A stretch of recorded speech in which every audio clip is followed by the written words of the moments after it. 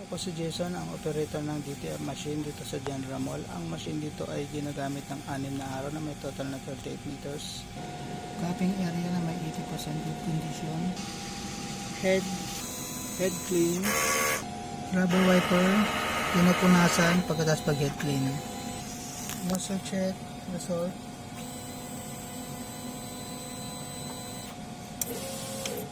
Goods naman. System natin ay tama. Waste tank nilinis kahapon. ABR. Ground wire. Ito naman ang mga unused supply natin.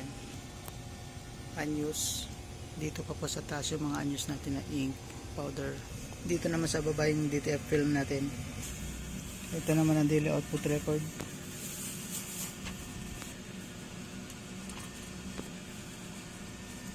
Yan.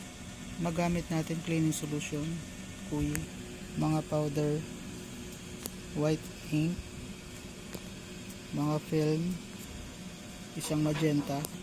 Ito naman ang monthly checklist record natin. Ito naman ang weekly checklist monitoring natin. Yan lang po, salamat.